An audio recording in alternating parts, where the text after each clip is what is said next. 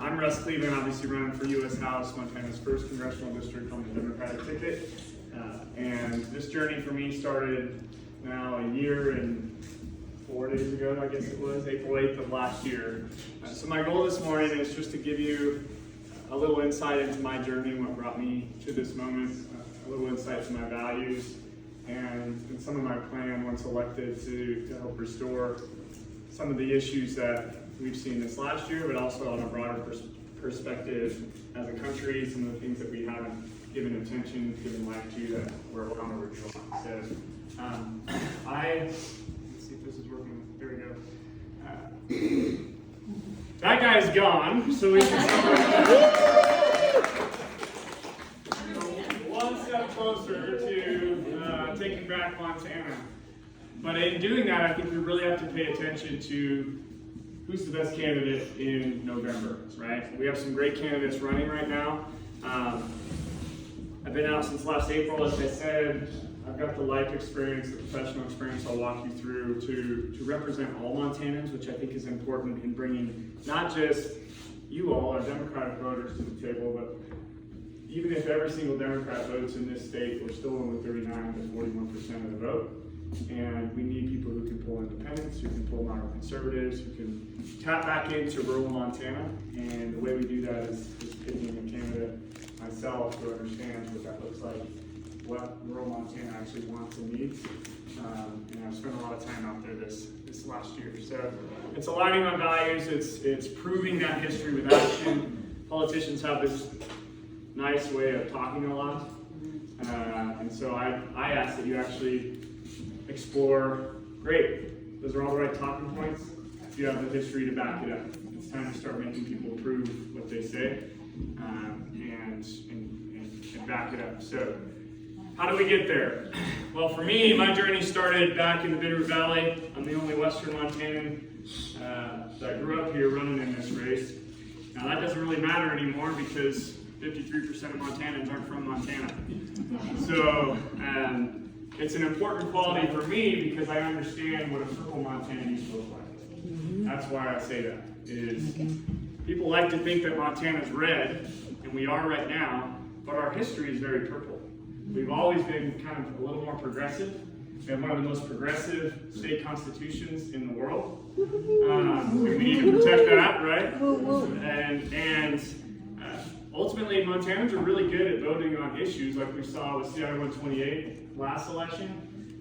We guarantee the constitutional right for women's reproductive rights. On the same ballot, though, that we booted Tester, hired Sheehy, hired Trump, and rehired Zinke. So we are a little confused on some things.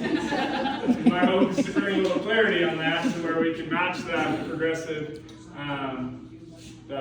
framework for the candidate. So I went on to study engineering for a short time at Montana Tech, played football there before leaving that, hanging it up before I had scholarship to join the U.S. Navy in a post 9/11 war on terror. I came from a military family. I lost a good friend of mine in Iraq, and so I think I was 21 years old. I turned 21 in boot camp. But I decided I wanted to serve something bigger than myself, and I learned a lot in the military. We'll talk a little bit about some of the things that I learned about serving something bigger than yourself, attention to detail, some of the leadership qualities that I've carried on through the rest of my life. I attribute to my time in service, but I also learned where our military-industrial complex is broken, it's overfunded, and we lead with war instead of taking care of Americans. And those are things that we really need to take a hard look at and reallocating funding to the right places so that Americans can have health care and housing and child care and an economy that works for them, that's not based off of just dropping $2 billion in armaments in Iran every day like we are right now. So, can we clap for that? Yes, please do. I shared a story earlier. I broke my back my third year in the Navy. It kind of ended my career early, but what happened through that process of recovery is I fell in love with health and wellness, and so I got out, pursued an education in nutrition, became a nutritionist, became a master fitness trainer, worked in health and wellness for many years before deciding to go on and earn my MBA at Seattle University. And it was my time at Seattle University that took those feelings that I learned in the military and took that feeling of needing something different in community, and it framed it through a framework of social justice. Those of you that know Seattle University know that it's a Jesuit institution, a very good school, but it teaches you that as leaders, whether it's business leaders, community leaders, political leaders, we have an obligation to evaluate something bigger than just profit. And how do we match social justice with the needs of economy and business and some of those other structures? And so I was recruited down to Denver to work for US Bank and take over a large part of their market, managing over $300 million budgets and helping primarily small businesses. And that banking market was on the verge of collapse. They were looking at shutting a bunch of branches. It would have been a big hit to the community. And I just asked, I said, if you can give me a little time, let's take a look at this and see, can we revitalize something that hasn't been served in the right way, being small business. And so in just 18 months' time, we took that market from being on the verge of closure, and I took it to being top 1% in that company. And earned Manager of the Year for that Fortune 500 company in 2016. But I did that by just taking care of small business, meeting people where they're at with their needs, and actually helping them achieve their goals instead of operating in the way of what's best for US Bank. It was how do we operate what's best for the mom and pop shops in those communities. Something that America has forgotten. Montana has one of the highest proportions of small businesses per capita in the country. Yet we're living in this corporatocracy where all the favoritism goes towards corporations. They can take all the risk, and when they fail, what do? Do we bail them out? Or do we bail out the hardware store that's owned by Jim down the road when he has a struggle? No, right? And so we've lost sight of what's important. Capitalism should be built on small business, not on mega corporations that have all the money, all the power, and continue to put small business out of work. So what do? I fell in love with small business. I saw a need in Colorado in childcare, specifically. My wife and I were having kids. It was an 18-month wait just to get a kid into childcare, much like many places here.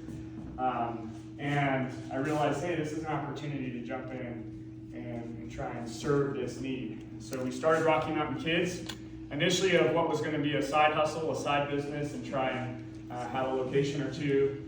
And in 6 years, grew that to be the largest company, private childcare company in Colorado, had 42 locations, serving over 9,000 families. And we paid the best in terms of employee wages for childcare. We were rated the top quality, had the best retention. And how do you do all that? It's by taking care of employees first, right? This idea of everything should go to the top, like we see in many of our business models now, at the expense of the people doing the work, is a broken system. And that's why we have issues with affordability, with housing, with healthcare, some of these other issues, is because our corporations set all of that productivity to the top, and they don't actually give back a fair, livable wage back to their employees at the bottom. And so we have a living model of proof of that. If you actually, that's all my old team right there. We ended up having close to 200 employees by the time we sold our business in 2024 to another small business in Colorado. So values are great, but ultimately they're only as great as you are able to put them into action. Right? We can all believe something, but if we don't take the step to do something about it, which we're seeing right now, then it's useless. You sit in your house, we scroll on our phones, we bitch a lot, but do we organize? Do we come together and actually create impact in community? Do we demand better from our cities, our counties, our state, our federal government, from our companies, from the structures in place that are ultimately the ones with power? Because they may have money, but what do we have? The people. And it's all about organizing those people and coming together. That is where the real power is. I love the old union example of you take a pencil, you can snap a single pencil, right? You take a whole bundle of pencils, you can't break it. It's us standing together is what creates the real strength and power. And so where do we start? Well, my journey in deciding to run for this race started right here with this little girl. That's my oldest daughter, Madison. She was diagnosed with leukemia in December of 2019, and I've never seen a kid fight so hard for their life. Her strength was unmatched, and she almost got it beat. But in August of 2020, she lost her battle to leukemia at the age of 13. And there's something that changes inside of you as a parent when you lose a child, when you're holding their hand as they take that last breath.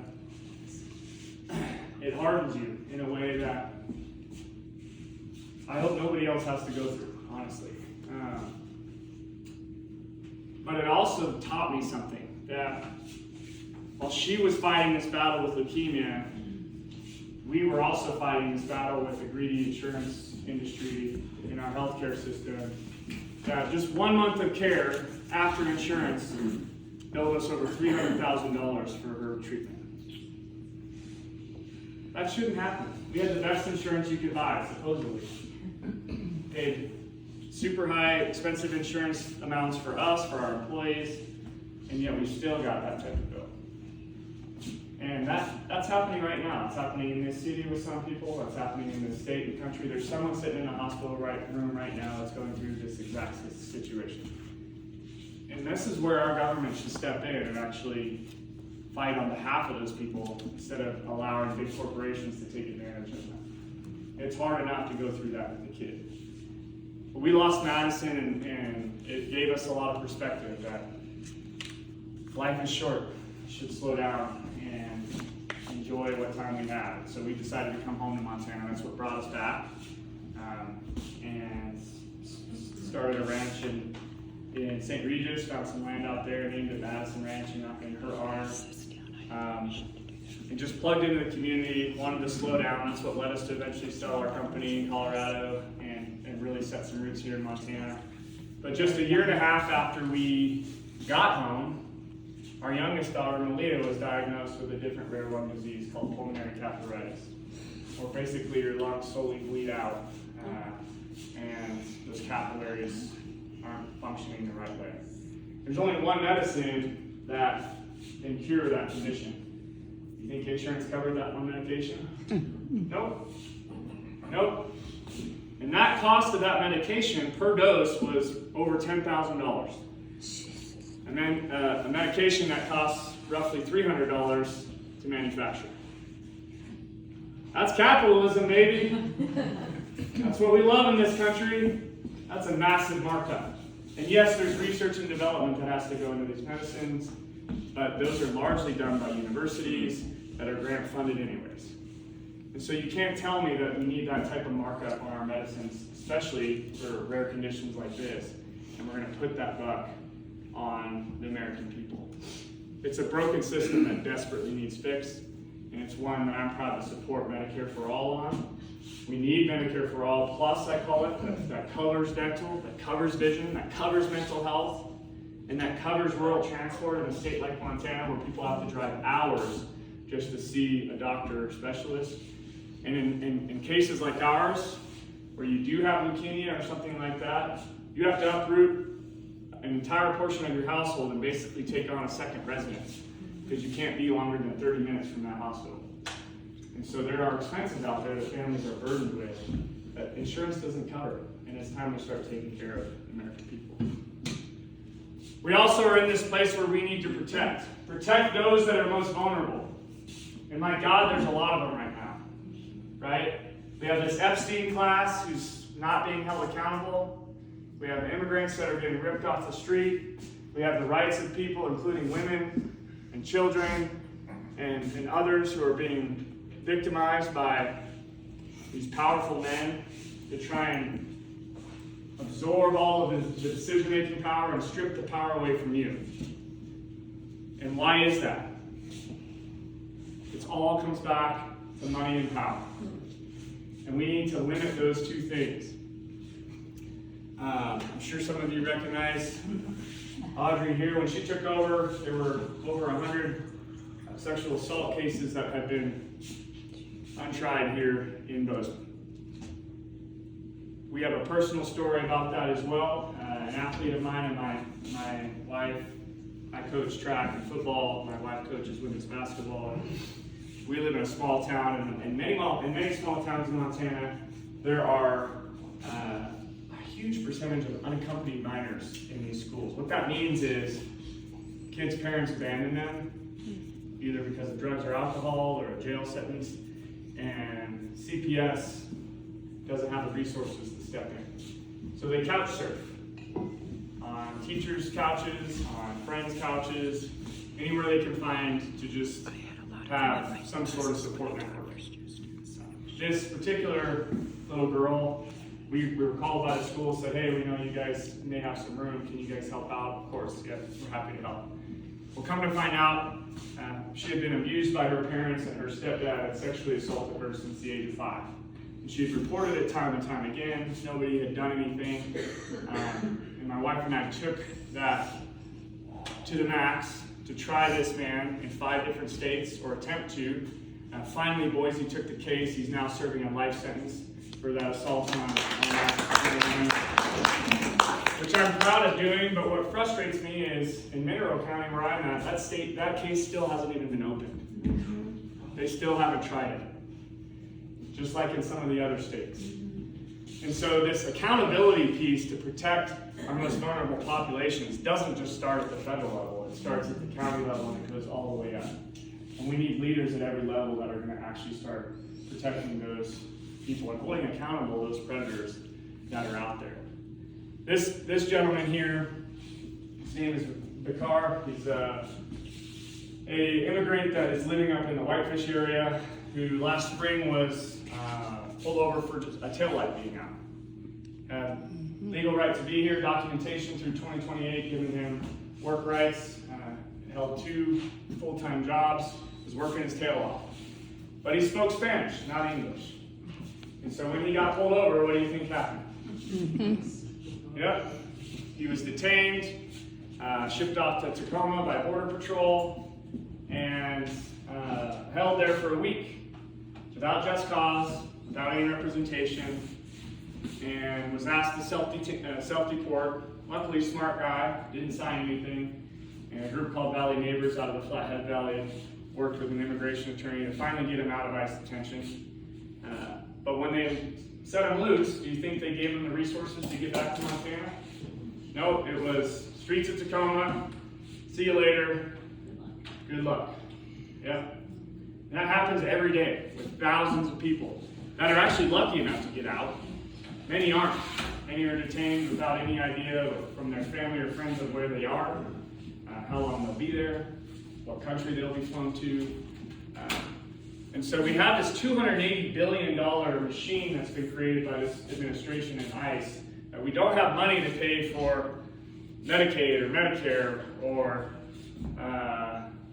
any of these other programs that are intended to actually help Americans. But we do have money to spend on a war in Iran, or a police force that has zero training and zero accountability. And that has to stop. And so my commitment to you all is we need to end ICE once and for all. We need to totally revamp the Department of Homeland Security, because they're operating on a post-9/11 legislation that instills fear of people on terrorism, but in reality just allows them to invade your privacy as American citizens, so that companies like Palantir and some of these others can profit off of building digital profiles on each of you that is exponentially increased through the development of AI, so that every single American can be essentially sold. Your data is the product, and we need protections back in place to protect the American people.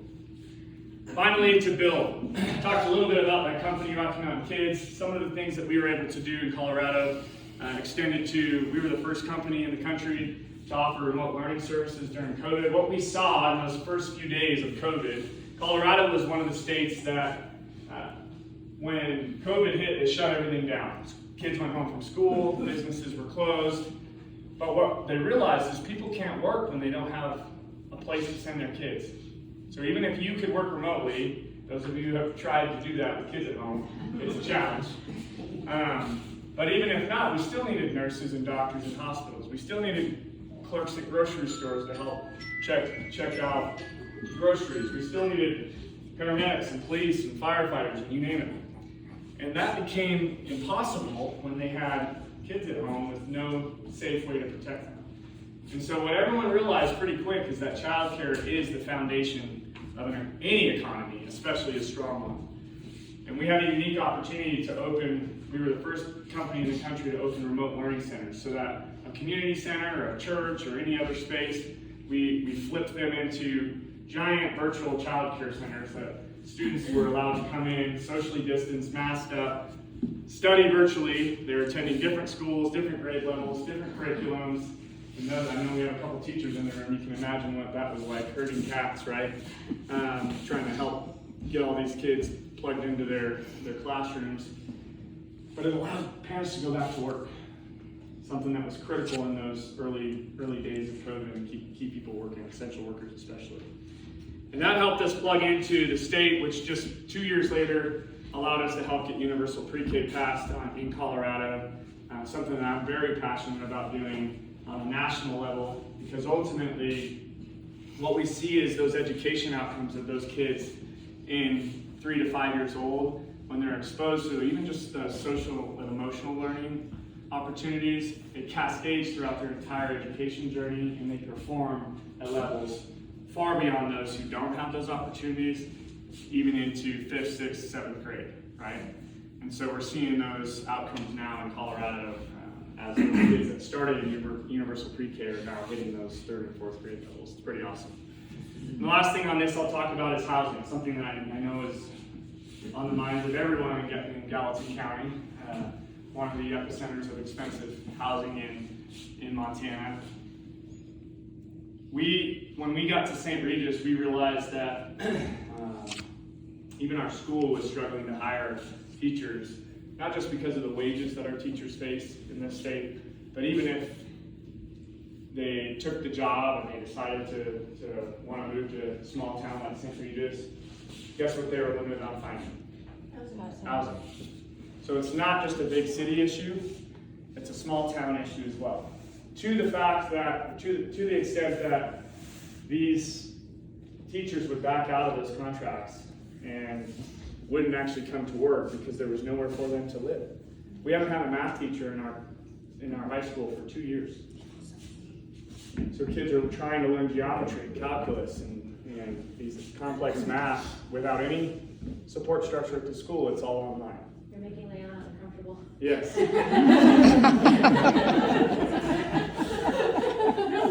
It should make us all uncomfortable, right? Because in my opinion, education is infrastructure.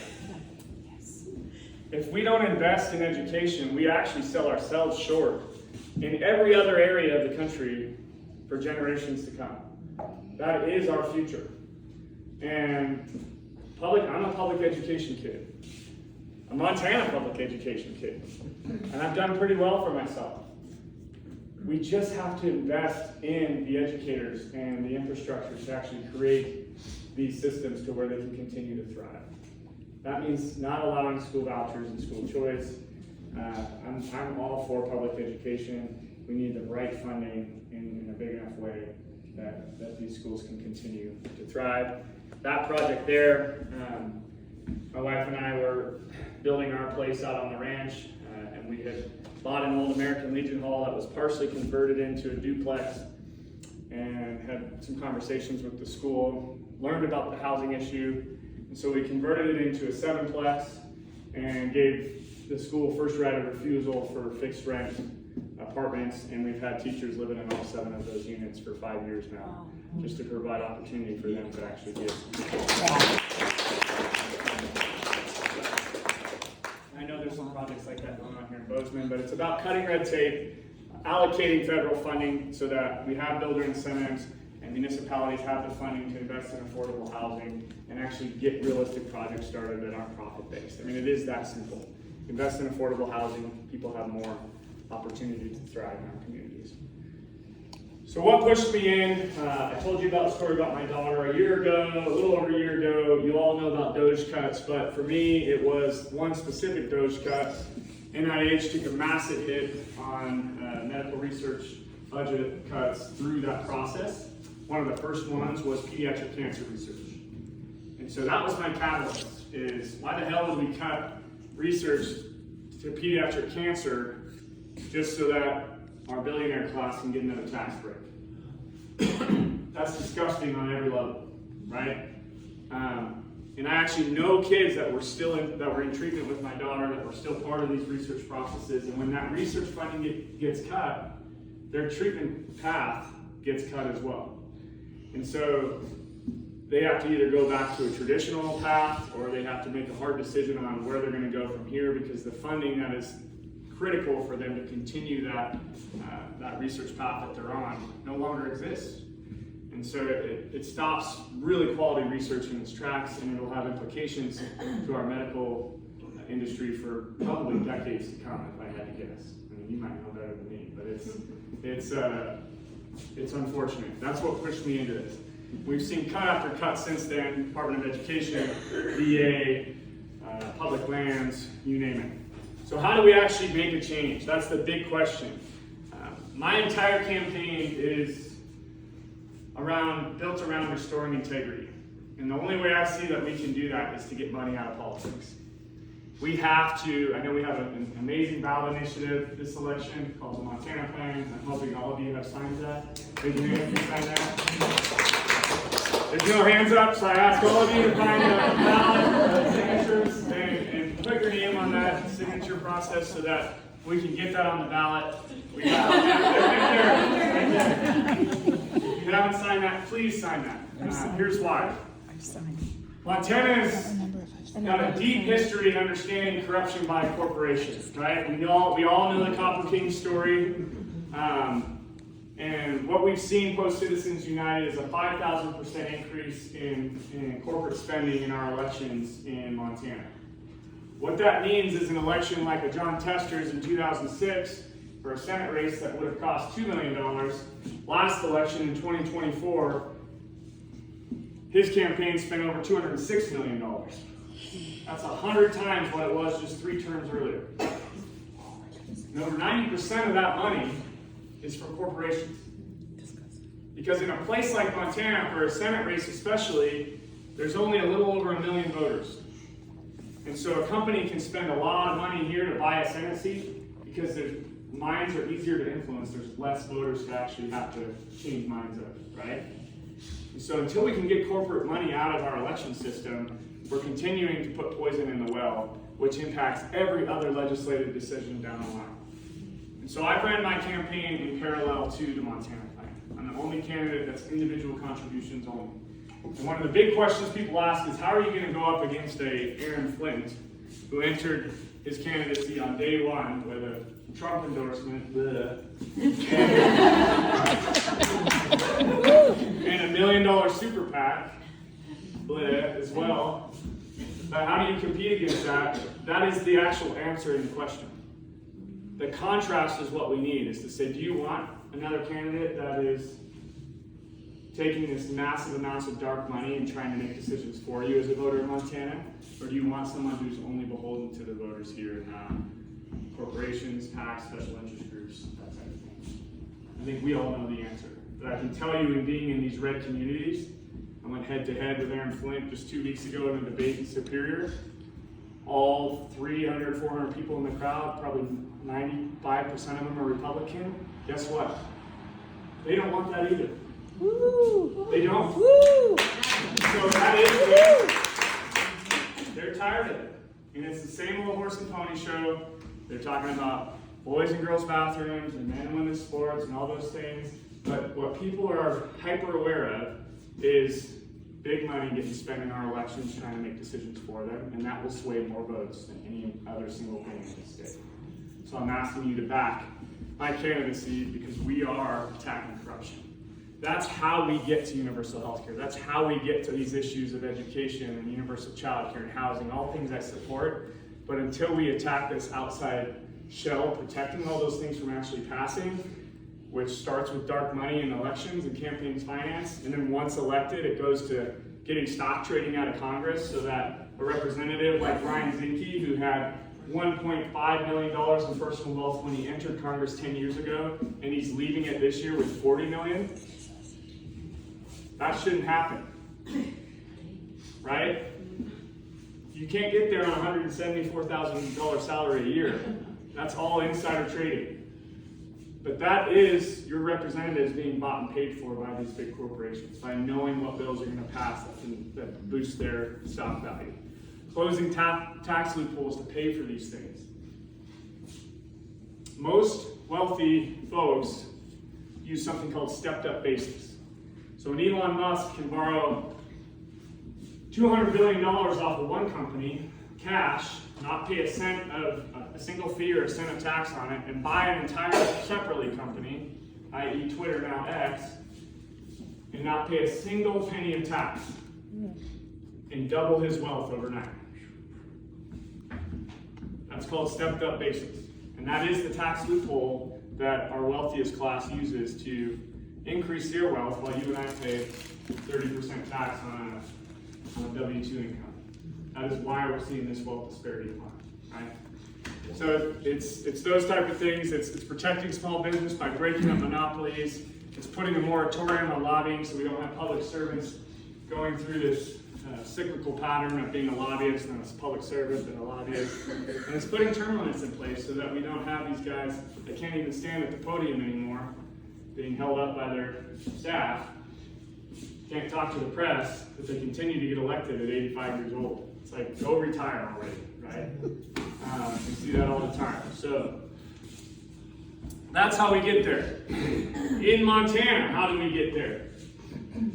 My campaign is grassroots. I told you I've been on the ground for, well, now this is out of date, but we've got 53 days till primary, I think it is. I've been on the ground for over a year. We've driven over 50,000 miles now, all 16 counties, hundreds and hundreds of events, tens of thousands of conversations. There is a movement here, a quiet momentum that is not loud and boisterous. You won't see a $50,000 launch video from me that was shot last summer and I announced in January. My campaign is transparent, it's in your face, up front, and it is what it is, which is what Montanans want.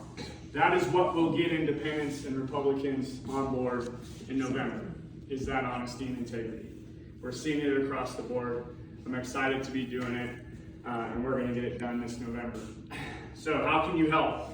You're here, that's first step. Some of you have already taken the second step because you've come to a different event where I asked you to grow the network. This is grassroots. What is grassroots? Every single one of you is a root. And when you look at a root on a plant or a tree, it branches off and then it creates its own subroots from there.